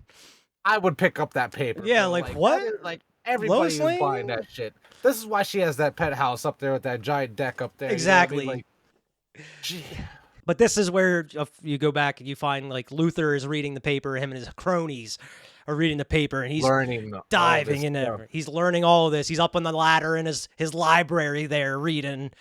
And I like that the line that he has where it's like some people will read like Art of War or like the Art of War, like the Tale of Two Cities or whatever, and just find it like an action adventure novel. Some people can read the back of a candy bar and find like the secrets to humanity. Secrets of the universe. Like, I love that line, and bro. then like the Otis is like starts reading his like candy wrapper while he's talking then during that whole monologue. I love a villain that has good quotes like that. And he's got some good quotes in this one. We'll get, like I said, we'll get to this in 2030, but I love how Thanos speaks in quotes. Like, that's one of my favorite parts about him as a character is the way, like, almost everything he says is a fucking quote. Like, and it's just like, you could not live with your own failure. Where did that break you? Get back to me. Like, that shit like you that. always remember, yeah. Like, this, like, some people can read Art of War, and others could read the back of a candy wrapper. And then, War like, and Peace, I think it might have been something like that. Or, yeah, but that's iconic, man. Like, that's fucking awesome. I love those types of quotes. That's the type of shit that sticks with you. Yeah, and this is where he's really piecing it together because he's reading about Superman. You know, he's interested in Krypton because, you know, Superman revealed all this information. Now Lex knows where he comes from, which is from galaxies away. He knows he can't see through lead now. That's the big one. That was a big one. And through the art of what was he called it? Deductive reasoning. He believes that pieces of Krypton, because it exploded, they fell to Earth as meteorites. Because of the radioactivity from his home planet, he believes that could kill him. It would be lethal to Superman. And that's what kryptonite is. It's like just radioactive pieces of Krypton itself. He figures out exactly where and when it landed on Earth and shit and goes and purchases it. Because he says like he would have been sent from like, what was it, 1940 something, and then it took like 4 years to land like on Earth. And then he's looking through the book, and he rips out, and he's like, right here, and he throws her that picture. It was like, I forget where it was, somewhere like, it was like in Africa or something. Like, but that picture of the dude holding that green piece of meteorite, and she's like, hilarious. and he's like, I know I'm gonna get an earful for this, but like, what does this matter? What does this all mean? It could be lethal. What do you mean? It's radioactive. And I like, there's another quotable line where like Otis is trying to figure it out too, and he's like, Do you know why the number 200 is so vitally descriptive to both you and me? It's your weight and my IQ. That's the type of shit. Like, that's the like a good villain has these lines, bro. Like that, like funny or not funny. Like that is a fucking great ass line. Like, oh god. And then you get kind of like to watch the second one, bro. I know I can't either. I specifically waited. I was gonna. I told you before I was gonna watch it right out, but I've been holding off on it. I can't wait to watch this shit. But you get to see some of their plans here now that they try to go through with. And you don't know the reason for any of this. They don't set any of this shit up as of right now. All you know at this point in time... Yeah, still waiting for Zod. Still waiting for Zod. But all you know at this point is that they have some sort of real estate scam going on. And that's all you know. Like, but for some reason, they stage a fake accident by using they remote controlled an actual car to flip over to cause an accident, and they put his girlfriend just out in the middle of the road because there's a military convoy coming through with like a missile, and they stop because of the accident and everything. So they send Otis of all people to go out underneath this fucking missile and mess with the knobs and the buttons and whatever and all the numbers. He has like this code that he's written on his hand. He has to input in the thing. So you assume it's coordinates, but they didn't say that's what it is as of right now. Right. But I was still completely confused. I didn't know. I was too watching it at this point, but like out of all people, you're the genius. Why would you send Otis to do this? Like, I know, dude. Why wouldn't you do this shit yourself? Deserve your downfall. Yeah, exactly. You deserve your downfall at this point. And I like the when the army people come up to like his girlfriend laying there on the ground. He's like, "Well, we gotta give her CPR." And the guy goes to do it, and the chief like pulls him aside. He's like, "I'm not gonna let my soldier do anything I'm not willing to do myself." And he goes out and it's giving her mouth to mouth. Fucking A. He's like, the exact quote. He's like, we need to give her vigorous chest massage and mouth to mouth. And right there, you could see when this movie was made. Yeah, a little bit older. A little bit inappropriate for a PG-13 or whatever the fucking got her. You know what I mean? I don't know, but and the military, like, they get her up and all that. Otis thinks he did everything all right. They hop in the car and they're driving away. And another fucking great line from Lex Luthor here. He's like, All right, Otis, listen, it isn't that I don't trust you, but I don't trust you, Otis. What'd you do? and he ends up getting the numbers wrong. He put 117 instead of 11 and 7. yeah, that's what it was. He was like, 3 numbers. There was 4. And Yeah, there's 4. He was like, what? He's like, wait a minute, and he's like all smudged on his arm and hand.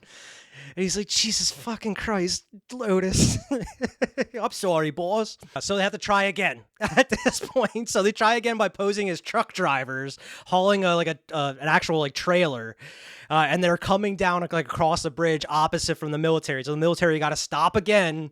And they actually send Eve. They send the girlfriend up through this time. And she's going in and putting the coordinates and shit. So they had to do this operation twice to get it done right. It's like, it felt like a waste of time. It did. It felt like padding a little bit. Yeah, but it wasn't too terrible. It didn't take too long, so I guess it wasn't that bad. But it felt a little redundant. Like I just was like, this is a little. I feel like it was just there for some comedy, some comedic relief more so. In those scenes, but it did feel very drawn out, especially that second part where they had to go back and do the plan again with a different angle of posing as truck drivers. Yeah, exactly. But it is what it is. They got the job done. Yeah, and then you get to see Jimmy is out at the dam, inspecting the dam, taking pictures. Lois is driving super recklessly throughout the desert here, while interviewing somebody in the passenger seat. She's driving, swerving off the road while interviewing this dude. She does this to herself. Not working. Well, yeah, that too. Never not working. That too. But she's all, like you said before, she's constantly putting herself in harm's way, even just by herself, just driving recklessly working. It's like, what's going on in her mind where she's just constantly like, go, go, go, go, go, go, go. But yeah. Hey, she's a workaholic, man. That she don't got time to date people. That's why she was just trying to look for a fling with Superman. That was about it. I'm trying to just have Superman slide through a couple nights. You know what I mean? Be nice and easy. Faster than a speeding bullet. Yes. Hopefully not for her sake, bro. You cut back to Clark. He's back at the Daily Planet. The chief tells him that they're looking into a land fraud deal, which has been going on. He's like, some wackos buying up all this tons of land at ridiculous costs, and nobody knows why. There's nothing out there. And he's like, people are crazy, whatever. I never understand it. And then you find out that somebody broke into the museum and killed 2 guards and stole a meteorite, which you don't see in the movie, but you know that they killed 2 other people. Like, Lex Luthor kills 2 people to steal that meteorite. 3 bodies now. 3 bodies in this movie so far. One is pretty much on screen, kind of. The other 2 are off screen, but it's just in passing.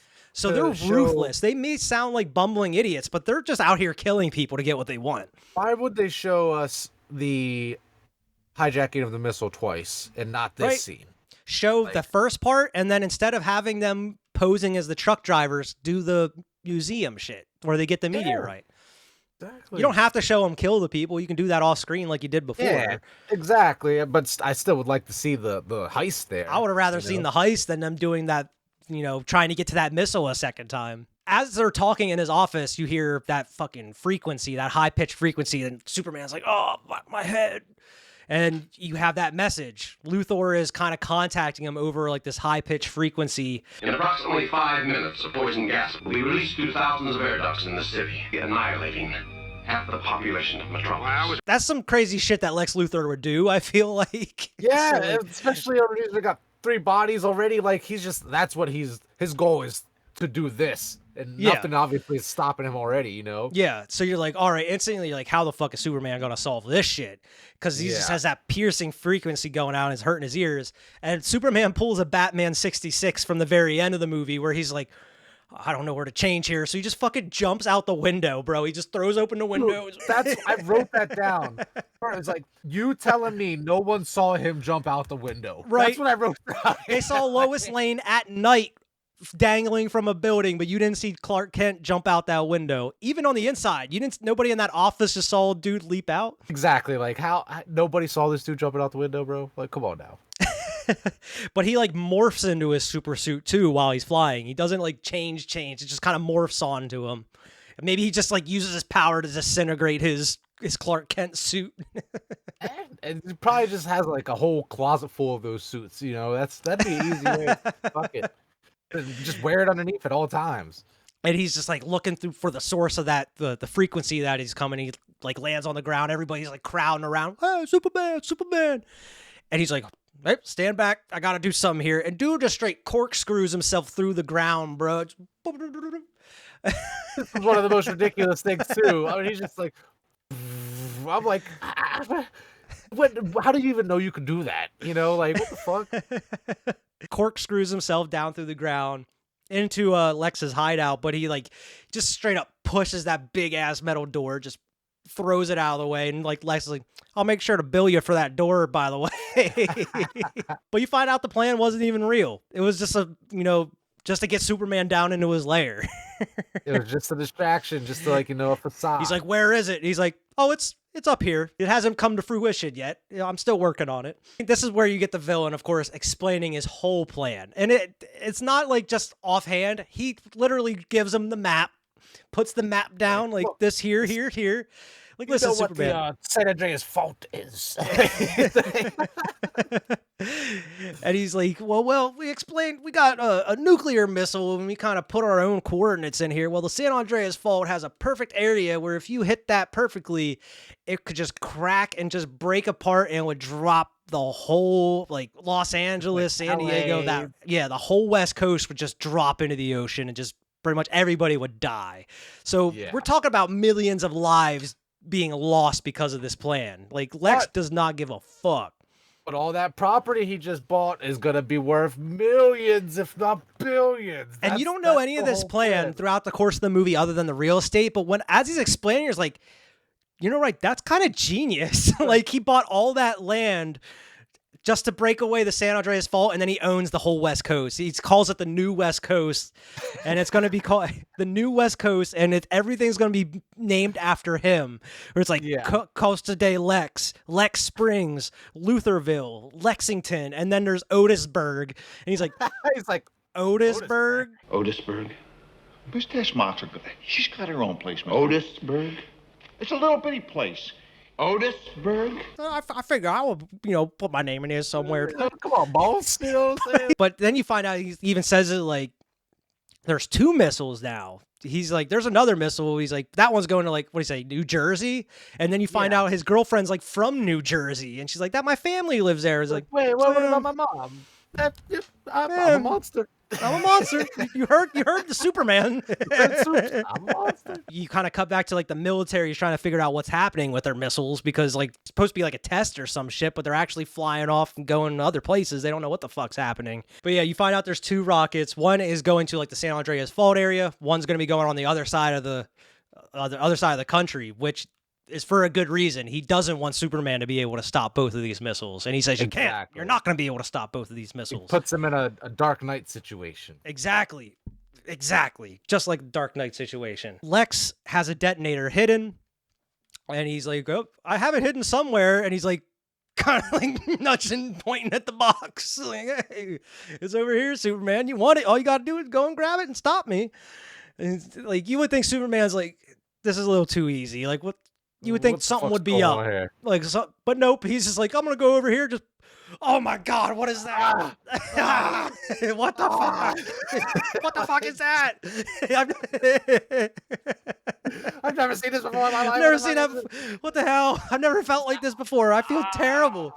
Dying. And this is the other greatest fucking line in the movie that's so quotable by Lex, too. Because he puts like the meteorite, the kryptonite on like a necklace, like a chain, and he puts it around Superman's neck. So it's a dope fucking, Superman got some drip, even though it's hurting him. He's got some ice, but it's hurting him. And he just fucking shoves him into the water. Like, he's like, you can drown. Go ahead. You're powerless. Pushes him in the water. And this is the great fucking line. No hard feelings. We all have our little faults. Mine's in California. And I was like, holy shit, that's such a great line, bro. And it fits right here. Like, it always fits. Like, that's the type of shit, man. I just love it. Superman, like, in trouble. But the only thing I don't understand is there's a stairwell leading out of the water right catty corner to Superman. All he's got to do is kind of kick his feet a little bit and he gets over to them steps. He can't, he's too weak. Lex has like a very intricate like control like room. It's like all black with like radars and shit all over. He's got his own missile control room that he's like watching the rockets from. So he's away from Superman. He's not even paying attention to this shit.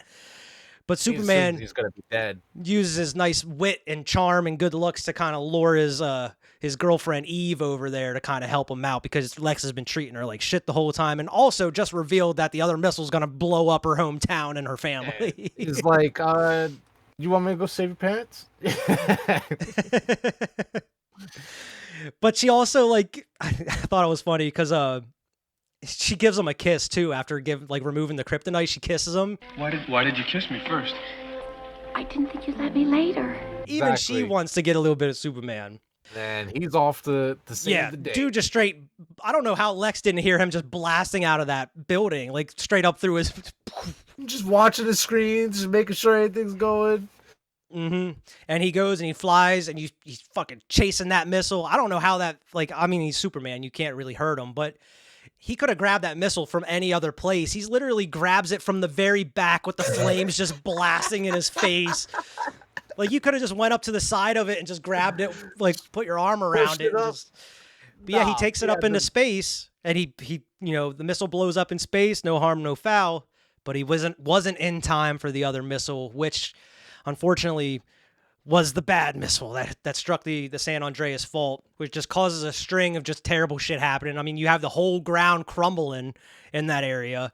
You have the Golden Gate Bridge is fucking flopping around. A bus of kids almost is like dangling from the bridge.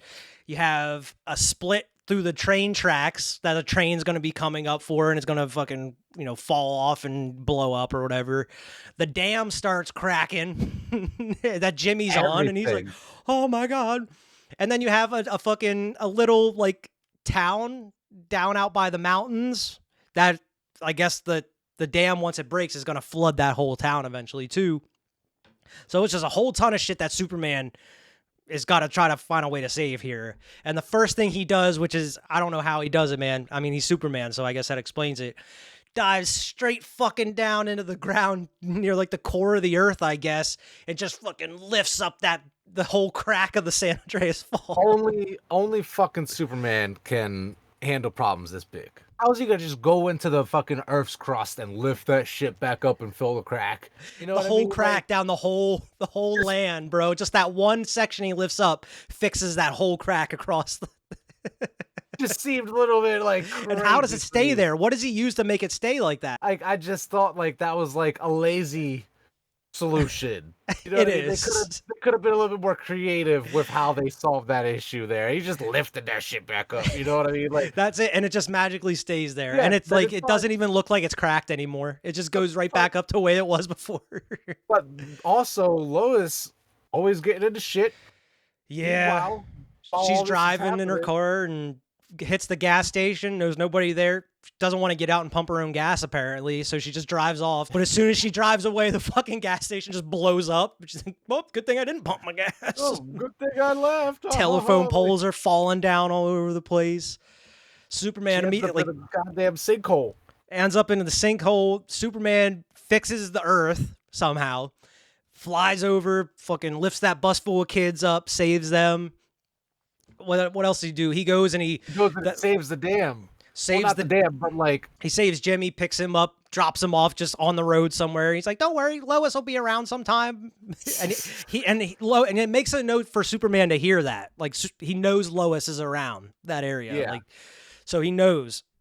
And like you said, he goes and saves that town by just picking up big ass boulders and just throwing them down, and they break, so they just clog and make their own dam. Yeah. I thought that shit was crazy too. I'm like, this is some shit Superman. Like, even though I thought it was ridiculous, him lifting the crust, him stopping it and building a dam, like that's some shit I want to see Superman doing. You know, that's some Superman shit right And I like most superhero movies, like when these huge issues are happening, usually like they're like, what the fuck are we gonna do? We have to plan. We have to figure out some kind of plan. Not Superman. He knows exactly what to do for every situation. He's like, I gotta lift this crust up, push this bus up, break these boulders and throw them down to cause this dam. Don't worry, I got this. But there is one problem that Superman cannot solve. Well, I mean, he can solve, I guess, but not immediately. And that's Lois fucking falling into the crust of the earth with these rocks, rock fall coming down on top of her. Looks like someone just dumping dirt. Just dirt, just throwing dirt. Just falling deeper and deeper, and the dirt just keeps coming down into the crevice, bro. And she ends up getting buried alive in her car, and Superman, he fucking flies over, lifts the car out of the dirt, pulls her out, but he's too late. The Man of Steel, the man that we were talking about faster than a speeding bullet, was not fast enough. Lois is dead. She's dead. And man, this is the most angry you've ever seen Superman ever. And bro, like Darth Vader at the end of episode 3, just no. Dude is fucking pissed. He's screaming the whole time while he's fucking flying up into the air. Takes off.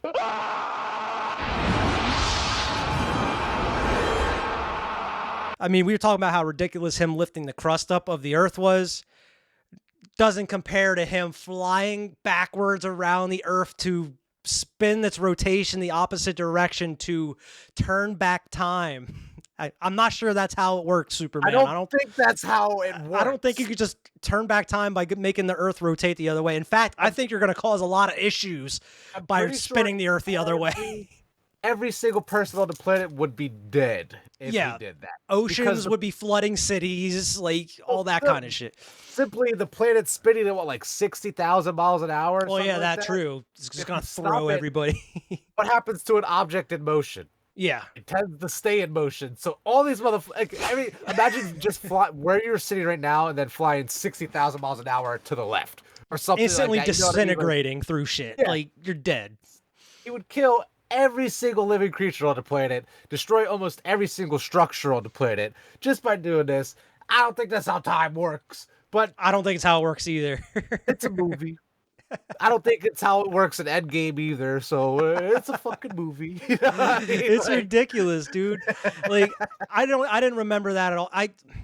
That's a lot. I did remember that. I just didn't know it was in this movie. I thought it was in like Superman 3 or 4 where they did the bring back time by going around the earth. I didn't know it was in the first movie. So I was surprised. I was like, no way Superman just reversed time by just going. And I like how, like, whenever he did it, he actually went back around to make it rotate again in the right direction at the right speed. I did like that too. Like, they had like, oh, that's a little frustrating though, because if you're gonna be as ridiculous as spinning backwards to make time go backwards, but you want to be as correct enough to make sure that it's spinning back the right way at a good speed, because get the fuck out of here, bro. You could have fucking just cut away from that shit. It is what it is. But this is the other question: is like, how far did he go back? Because as soon as he's done bringing it back, he goes instantly over and saves Lois. But it's like, if you reverse time, you would have to go back and save everybody you saved previously. I feel like all that shit doesn't just go back. Like, you would have to fix the dam again. You would have to fucking save the busload of kids. But he instantly just went and saved Lois. Maybe he's like, fuck them kids. Fuck that dam. I'm saving Lois. I didn't even think about that. He didn't do any of that shit he did the first time. He turned it back maybe just enough where he did all that shit and he still has time to go get Lois. I'm not sure, but you're right. I don't know. I don't know how far he went back. I don't know. I don't even know. Like, how did he even know that was gonna work? Like, this motherfucker, right? God damn it! He could have screwed up everything. Like you said, what if he would have done all that and then just went back down and just no life on Earth? Everybody's dead, and he's just like, it's like planes. What have I done?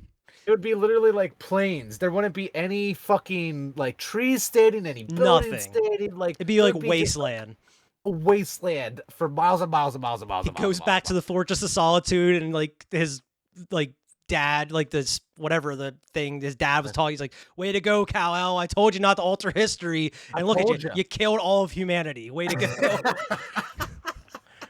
Because the fortress would still be standing, of course. Of course, You know yeah, what I mean? that's Like, Kryptonian. I assumed that was going to be still standing. Yeah, me too, honestly. Like, for real. Like, that shit would still be standing. All of that would be untouched, you know? But, And yeah, he so goes he back, saves Lois. saves Lois, and then I love his excuse here. It was, he talks to Lois, he saves it, and Jimmy's there too. He runs up to the car afterwards, and he's like, "I got something to do. I'll see you later," and just pieces out.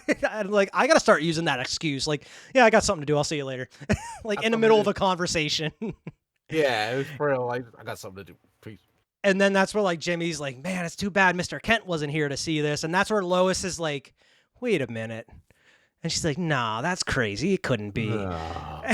Like she's starting to get the inkling, like maybe Clark could be Superman. She's supposed to be the greatest reporter ever and can't figure this shit out. Come on now, get the fuck out of here. Come on now. But there's really, I wish there was more here. Like you could have cut some of the stuff out from the middle to get more of the ending, because as soon as he's like, "Yep, I got something to do. I'll see you later," he pieces out. It cuts to immediately him just dropping Otis and Lex off at jail, just flying down into the middle of the jail yard, holding them, and he just drops them off. Lex's wig flies off, and he's bald in this scene. Finally, you actually get to see Lex with his bald hair, with his bald head, no hair. And he's, "I'm the greatest criminal mastermind of all time," like such and such, you know, he's ranting, raving. And I like how when he's ranting, Otis is just saying everything he's saying, like right after he says it. He's like, "Shut up." Yeah. Yeah. And the fucking, I guess the warden of the prison's like, "Thank you, Superman. We're glad to have you here." No, sir. Don't thank me, Warden. We're all part of the same team. It just seems like it does end a little abruptly. Yeah, I wanted to see him fucking just drop back Flush that in out. to like Lex's lair, all pissed off. He's like, "How'd you do it? How'd you like have some kind of standoff or some confrontation between them?" But no, he just instantly cuts to the prison and him dropping them off, and that's the end of the movie. It probably would be that easy though, that simple, and True. like, realistically for Superman to just fly up in there, grab them, come to the jail. But we should have been able to see that. I do agree with because I mean, you. as Like, you we saw should've- earlier, whenever he's like looking around for that transmitter, he's like throwing Lex around the like room, like he's on the couch. He like throws him over to the other side of the room. It's like, so like he's nothing to Superman. It would be nothing. So it does make sense. Like Lex would be like, "Shit. All right, well, I mean, I'll just go with you, man." Like, But it's like, I mean, he did save Lois, but I would have loved to have that pissed off Superman because of Lex causing Lois to die somewhat. Like just coming down and just confronting him, and in a way different movie, just punches a hole in his chest. like some injustice shit. You know what I mean? Like, but that's the end of the movie, though. He drops Lex and Otis off at the jail, and listen, Warden, we're on the same side. Don't worry, I'll have some more criminals here for you soon. Don't worry. No General Zod. No General Zod. You don't even get a hint. No after credit scene. No after credits is way before Iron Man. You like at least could have had like, you know, Superman flies off and it pans up into space, and then you see like the fucking, you know, the Phantom Zone square floating towards Earth. Fucking cool. And then it would have went to credits, and you'd have been like, "Oh, there's Superman 2 right there." But nope, it just goes straight to credits, and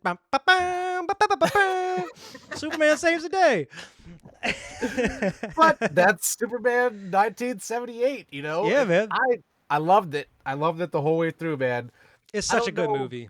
Did we rate the Batman? Did we like give it any type of ranking, or did we just say like? I don't remember. I need to go back and watch, but like we can do it like a like buy it. I mean, I normally do like a buy it, rent it, miss it type thing on the show, so we can do like a buy it, rent it, miss it. That's difficult for me personally because I typically don't buy movies. You know what I mean? So especially in this day and age, I know you and Alex that you I mean, I have the you know what I collection. mean? So like, I would call it a buy it. I would not want to rent this. I would want to have this movie. You know what I mean? But like I said, that just take that with a grain of salt. It'd be more coming from you, you know? Yeah, I 100% say buy it. Like, this is a classic. And not just a classic, but this is one of the greatest superhero movies of all time, man. And I know we're going to be getting to the second one, which is the next episode of Heroes of Our Time once we get to that one, and that's even better than this one. Oh man, I'm excited. So, I mean, I didn't even know it was better. Oh yeah, I'm Superman so 2 excited is to see this movie. Superman 2 is even better than the first Superman movie. So I mean, I can't wait to Awesome. talk about that one. I mean, you get General Zod and everything.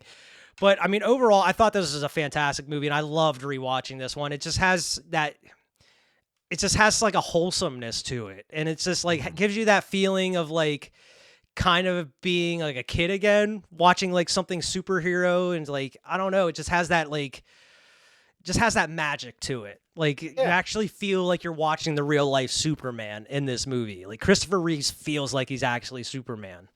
Exactly. Like we were saying earlier, it felt like he was born to play this role. So anytime you get a casting like that, the product is just amazing, you know. Yeah, all around too. Because I mean, like I mentioned, the chemistry between him and Margot Kidder in this movie is fantastic, and I mean that goes on through the rest of the movies as well. Gene Hackman is just fantastic as Lex Luthor, just hamming it up in certain scenes. The comedic elements between him and Otis. I mean, you get to see them in the sequels. You get to see. I think Otis is in the other ones. I mean, it's been a while since I've seen him, but I know like Gene Hackman is in them, and his girlfriend is in like the next one as well, I'm pretty sure. But yeah, I mean, this is a fantastic movie. I cannot recommend it enough. I shouldn't have waited so long in between watches, because it's been so like years and years since I've seen this movie. And man, I can't believe I waited this long to rewatch it again, because I'm not going to wait that long till the next time I watch it. That's for sure. Yeah, this is definitely a movie that I would want to watch again more recently, because like we were saying about Batman, we watched so many times. I didn't get that same opportunity with this one, and I would have liked to watch this one more. So I'm going to watch the second one next, but I would love to rewatch this here.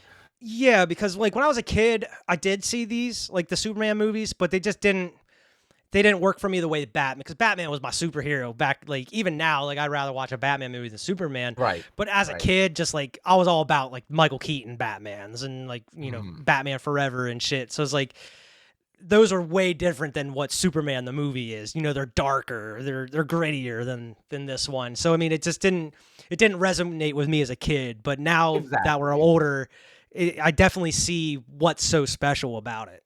You can respect everything about it. Exactly, and it's easy to see how great of a movie it is, and it's very well done. Richard Donner brilliantly shot this movie, and the score, of course, John Williams. You can't go wrong. But I loved it, man. I can't wait to see the second movie.